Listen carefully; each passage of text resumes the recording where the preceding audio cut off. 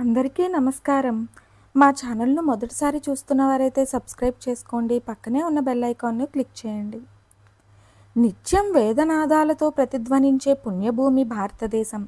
దక్షిణ భారతంలో తమిళనాట కుమారస్వామి ఆలయాలు ఉండటం విశేషం.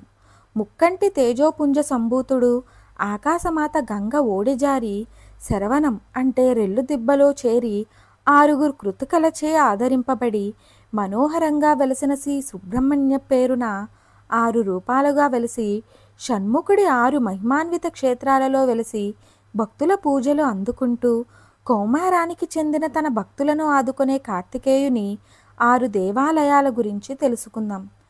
1 పళని, 2 స్వామిమలై, 3 తిరుచెందార్, 4 తిరుప్పరకుండ్రం, 5 తిరుత్తని, 6 పలముదిచోలై. వీటిని షట్ క్షేత్రాలు అంటారు.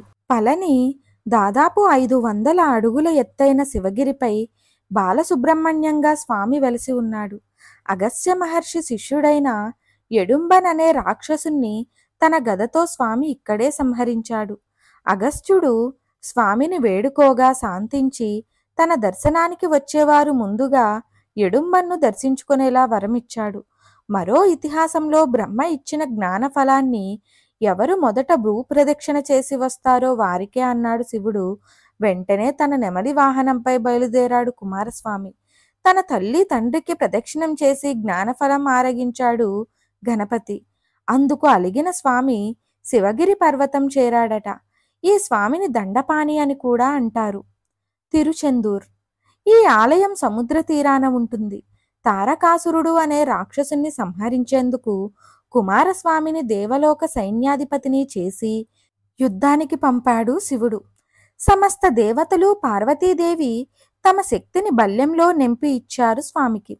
తారకాసురుని సంహరించగా అతని కంఠంలోని ఆత్మలింగం 5 భాగాలుగా పగిలి అమరరామం, క్షీరారామం, కుమారరామం, సోమారామం, ద్రాక్షారామంల పేరిట పంచరామాలుగా వెలిశాయి. దేవతల గురువు బృహస్పతి, ఇంద్రుడు ఈ పంచరామాలను ప్రతిష్ఠించారు. తారకాసురుడి తమ్ముడు సూరపద్ముడు చెట్టుగా మారడంలో స్వామి బల్లెంతో చెట్టుని చీల్చగా ఒక భాగం నెమలిగా, మరో భాగం కోడిపుంజుగా మారి స్వామి వాహనంగా మారాయి. తారకాసురుని వధ కార్తీక శుద్ధ షష్ఠి రోజున జరిగింది. తమిళులు దీన్ని స్కంద షష్ఠి అంటారు. కార్తీక శుద్ధ పాడ్యమి నుండి షష్ఠి వరకు జరిగే ఉత్సవాలకు దాదాపు 20 లక్షల మంది భక్తులు పాల్గొంటారు. ఈ దేవాలయంలో స్వామికి ఉదయం సాయంత్రం విభూది అభిషేకం జరుగుతూ ఉంటుంది. తిరుప్పరకుండ్రం మదురైకి చేరువలో ఉన్న గ్రామం. ఇది దేవేంద్రుని కుమార్తె దేవసేనను ఇచ్చి ఇక్కడ వివాహం జరిపించారని స్థల పురాణం ద్వారా తెలుస్తుంది. చిన్న కొండపై భాగాన అద్భుత శిలా సంపదతో విరాజిల్లుతుంది ఈ దివ్యక్షేత్రం. తిరుత్తిని సముద్ర మట్టానికి 700 మీటర్ల ఎత్తున కొండపై స్వామి 2 సతులతో కొలువై దర్శనమిస్తారు. ప్రణవ మంత్రం స్వామి బ్రహ్మకి ఇక్కడే బోధించాడట. అప్పుడు ఏర్పడిన పుష్కరిణిని నేడు బ్రహ్మకుండమని అంటారు. వల్లిమలై అనే కొండపై శ్రీవల్లి అనే కన్య తపస్సు చేసి స్వామిని మెప్పించి వివాహం చేసుకుందట. ఇక్కడి వాగు వద్ద నందీశ్వరుడు తపమాచరించినందున ఆ వాగును నేటికి నందివాగు అంటారు. ఈ ఆలయంలో మాఘమాసంలో గోడకు ఉన్న రంధ్రం ద్వారా మొదటి రోజు సూర్యకిరణాలు స్వామి పాదాలపైన, 2వ రోజు హృదయ భాగంలో, 3వ రోజు శిరస్సుపై ప్రసరింపబడతాయి. ఆడి కృత్తిక స్వామివారి జన్మదినం. ఇది జ్యేష్ఠ ఆషాఢమాసంలో వస్తుంది. ఆ రోజు స్వామికి ఇష్టమైన చెంగల్వ పూదండలతో కావడి అలంకరించుకొని వంటిపై పలు భాగాలలో శూలాలు గుచ్చుకొని భక్తులు మొక్కులు చెల్లించుకుంటారు. డిసెంబర్ 31న 365 మెట్లు ఎక్కిన లక్షల మంది భక్తులు స్వామిని దర్శించుకుంటారు.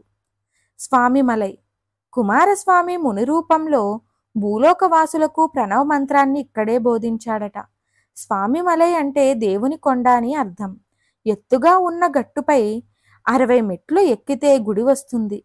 చోళ రాజుల నిర్మాణతకు ప్రతీక ఈ ఆలయం. పలమోదిచ్చోలై.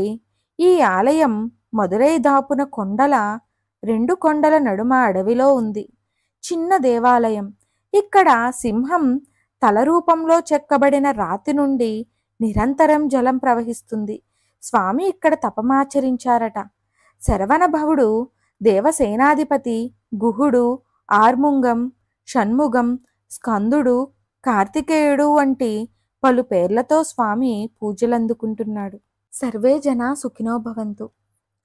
మా వీడియో చూసిన ప్రతి ఒక్కరూ కామెంట్ బాక్స్లో శరవణ భవ అని కామెంట్ చేయండి. అలాగే మొదటిసారి మా ఛానల్ను చూస్తున్న వారైతే సబ్స్క్రైబ్ చేసుకోవడం మర్చిపోకండి. పక్కనే ఉన్న బెల్ ఐకాన్ను క్లిక్ చేయండి.